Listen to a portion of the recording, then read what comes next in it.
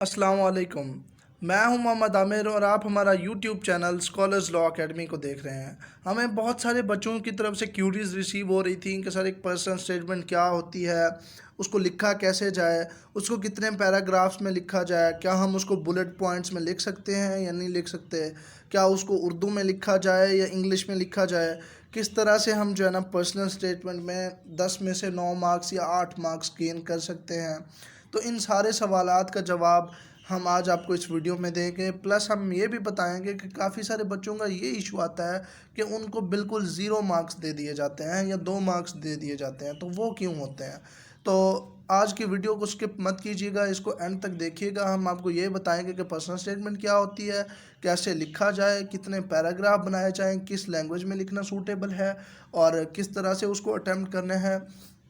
Plus कुछ important personal statement जो कि अगले लैट में आ सकती हैं, ताकि आपको अंदाज़ा हो जाए कि पर्सनल स्टेटमेंट आती किस तरफ से है। तो मैं आपको पहले एक चीज़ बताता जाऊँ, अगर अभी तक आपने हमारा चैनल सब्सक्राइब नहीं किया तो इसको सब्सक्राइब करके बेल आइकन को प्रेस कर लें, ताकि आपको हमारे हर वीडियोज़ के नोटिफिकेशन मिलते रहें। प्लस इनको लैट के कैंडिडेट्स के साथ ज़्यादा से ज़्यादा शेयर करें। और अब हम चलते हैं पर्सनल स्टेट के मुतालिक। पर्सनल स्टेटमेंट आपका अपना कोई आइडिया, आपकी थिंकिंग और a suggestion about a topic होती है। ठीक है, तो वो कोई भी टॉपिक हो सकता है। लाइक मैं कहता हूँ जी सोशल मीडिया के नुकसानात, तो मेरे माइंड में वो सोशल मीडिया के नुकसानात डिफरेंट हो सकते हैं, वो आपके माइंड में सोशल मीडिया के नुकसानात डिफरेंट हो सकते हैं।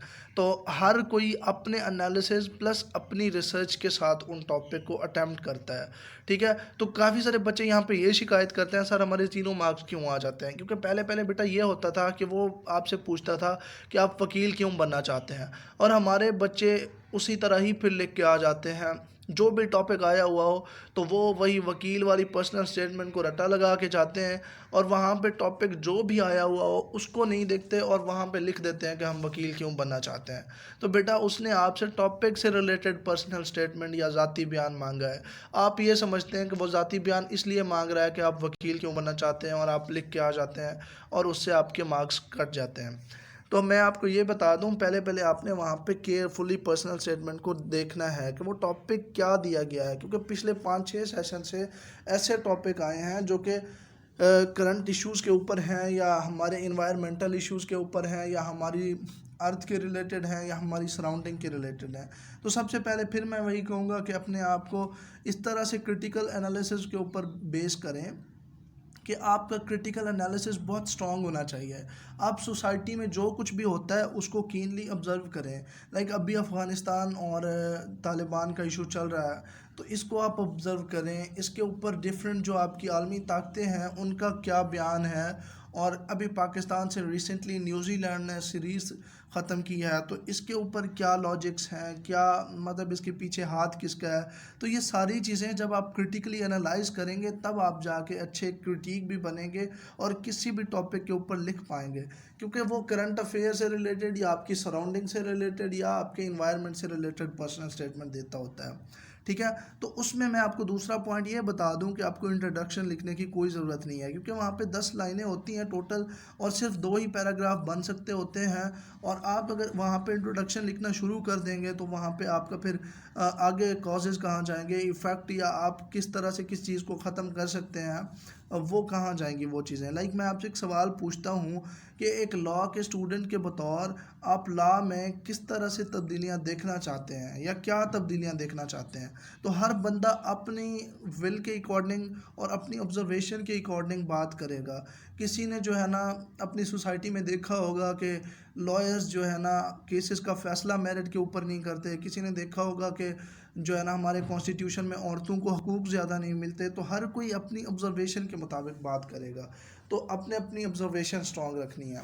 ठीक है, और स्पेस आपके पास शॉर्ट होती है, तो आपने इसको कोशिश करनी है कि 2 पैराग्राफ में लिखना है। लाइक आपको पिछली पर्सनल स्टेटमेंट आई हुई थी कि कोरोना वैक्सीन की आगाही के लिए आप क्या रोल प्ले कर सकते हैं। तो आपने पहले ये बताना था कि कोरोना एक आलमी वबा है और उसकी वजह से इतनी तबाहियाँ हो रही हैं, और पूरी वर्ल्ड में जो है ना सेहत के मसाइल खड़े हो रहे हैं और पूरी वर्ल्ड की जो इकॉनमी है, ये सारी चीज़ें हैं, ये कोलैप्स हो गई हैं।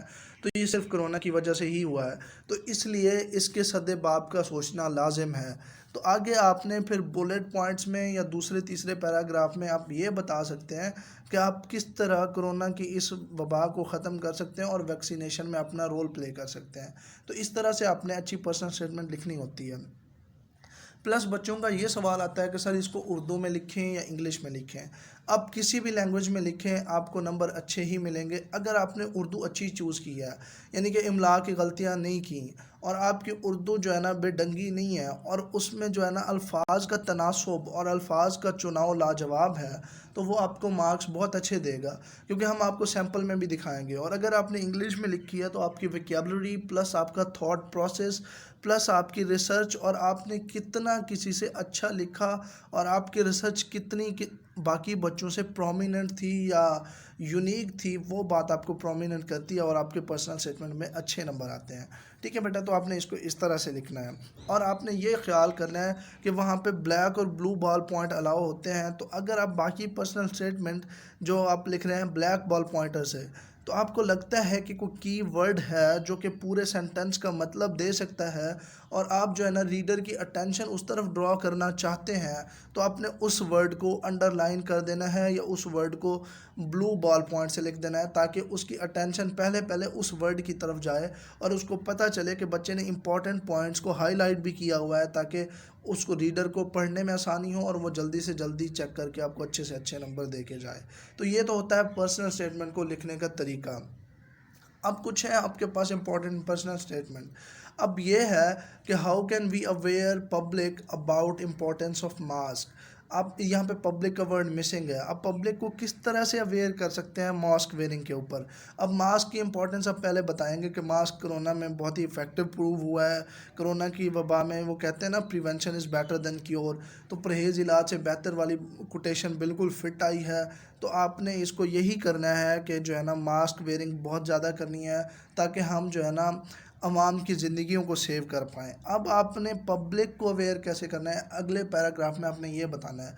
पब्लिक को आपने अवेयर मीडिया के थ्रू करना है, पब्लिक को अवेयर आपने घर घर जाके भी अवेयर कर सकते हैं, प्लस अखबारात में भी कोरोना के नुकसानात को बता के और मास्क की अहमियत को बता के आप पब्लिक को अवेयर कर सकते हैं। ये सारे मीन्स हैं। ठीक है, तो 3 से 4 पॉइंट्स आपने लिख दिए, प्लस आपने ऊपर ऊपर ये लिख दिया कि कोरोना में मास्क की अहमियत क्या है, तो वो आपको 8 से 9 नंबर पक्के दे देगा। लेकिन आपने इमला की गलती नहीं करनी, अपने अल्फाज का चुनाव बेहतरीन करना है और सलीस उर्दू इस्तेमाल करनी है। अगर इंग्लिश में लिख रहे हैं तो वोकैबुलरी अच्छी, प्लस स्पेलिंग मिस्टेक नहीं होनी चाहिए और ग्रामेटिकल एरर्स नहीं होने चाहिए। ठीक है बेटा। दूसरी है should tree plantation be encouraged. अब ट्रीज़ की अहमियत क्या है हमारी लाइफ में, कि जो है ना शजरकारी को आप हौसला अफजा करार देते हैं या नहीं देते, या इसकी हौसला अफजाई की जानी चाहिए या नहीं। तो आप कोई बंदा वो आपको ये कहेगा कि शजरकारी की हौसला अफजाई की जानी चाहिए, इसके मुतालिक अपना ज़ाती बयान लिखें। तो आपने पहले शजरकारी की अहमियत लिखनी है, फिर आपने लिखना है कि इन्वायरमेंट में दरख्त लगाने से क्या पॉजिटिव चेंजेस आते हैं। ठीक है, और फिर आपने ये बताना है कि आप किस तरह से ट्री प्लांटेशन को इनक्रेज कर सकते हैं, कि लोगों के साथ ख़ुद भी दरख्त लगाएं, ताकि उन अपने बच्चों को भी बताएं कि दरख्त लगाए जाएं, ताकि हमारा इन्वायरमेंट सेव हो। और टीवी के ऊपर कंपेन कराएं, रेडियो के ऊपर कंपेन कराएं, मीडिया के ऊपर कंपेन कराएं, तो ये चीज़ें होती हैं। ठीक है बेटा। और अगला है हमारा is public hanging effective to stop rape, के जो है ना पब्लिक में लटका देना किसी भी बंदे को, ये इफ़ेक्टिव है रेप को स्टॉप करने के लिए। इस पे भी आपने अपनी राय देनी होगी।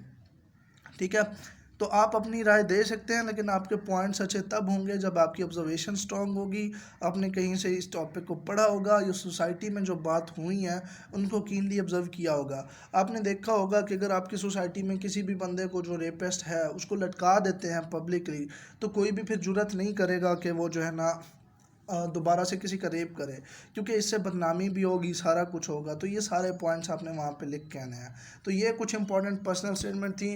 प्लस अभी जो है ना पाकिस्तान न्यूजीलैंड की सीरीज़ कैंसिल हुई है और पाकिस्तान को कुछ थ्रेट्स आए हैं, सिक्योरिटी इश्यूज़ हैं, उनके ऊपर भी पर्सनल स्टेटमेंट आ सकती है। प्लस अफ़गान तालिबान इशू के ऊपर भी और यूनाइटेड नेशन के रोल के ऊपर भी आ सकती है पर्सनल स्टेटमेंट, और ऐसे दोनों आपने इन चीज़ों को तैयार रखना है। प्लस हम अब आपको बताते हैं कि उर्दू में एक पर्सनल स्टेटमेंट को लिखा कैसे जाए। तो देखें यहाँ पे कोरोना वैक्सीन आगाही मुहिम में आप अपना किरदार क्या अदा कर सकते हैं। आप यहाँ पे देखें, उसने पहले पहले ये लिखा है कि कोरोना जो है ना एक आलमी वबा की सूरत इख्तियार कर चुका है। ये मैं आपको पहले भी बता चुका हूँ, ठीक है। आपने करोड़ों लोगों से मुतासिर हो रहे हैं, ठीक है, करोड़ों लोग इससे मुतासिर भी हो रहे हैं। आप इसको पढ़ लें तो पहले पैराग्राफ में उसने कोरोना की तबाहियों को लिखा है कि कोरोना जो है ना क्यों इतना डेंजरस है, वो भी फैक्ट एंड फिगर्स के साथ कि वाकई इससे लोग तबाह हुए हैं, इससे इकॉनमी फ्लॉप हुई है, एजुकेशन फ्लॉप हुई है। फिर आगे उसने 4 पॉइंट्स लिखे हैं। आप इनको बुलेट पॉइंट्स में भी लिख सकते हैं, आप इनको नंबरिंग दे के भी लिख सकते हैं, आप किसी भी तरह से लिख सकते हैं, और आपके पास टोटल 10 से 12 लाइंस ही होती हैं। तो आप जब इस तरह से बेटा पर्सनल स्टेटमेंट को लिखेंगे और इस तरह के अल्फाज का चुनाव करेंगे तो इंशाल्लाह वो आपको बहुत अच्छे नंबर देगा। तो आज का लेक्चर उम्मीद है आपको समझ आ गया होगा। अगर आपको समझ आ गया है तो आप जो है ना इस वीडियो को लाइक कर दें, प्लस कमेंट ज़रूर करें, और ये भी हमें बताएं कि हम अपनी वीडियोज़ को किस तरह इम्प्रूव कर सकते हैं। इन वीडियोस को लैट के एस्पायरेंट्स के साथ ज़्यादा से ज़्यादा शेयर करें। अगर आपको कोई भी मसला पेश आता है तो डिस्क्रिप्शन में हमारे नंबर्स मौजूद होंगे, आप उन पर रब्ता करके हमसे ये भी पूछ सकते हैं कि कौन सी पर्सनल स्टेटमेंट को कैसे लिखना है, कौन सा ऐसे कैसे लिखना है, और MCQs को किस तरह से हल करना है। हम इंशाल्लाह आपको कंप्लीट गाइडेंस देंगे। तो आज की वीडियो के लिए इतना ही। अल्लाह हाफ़िज़।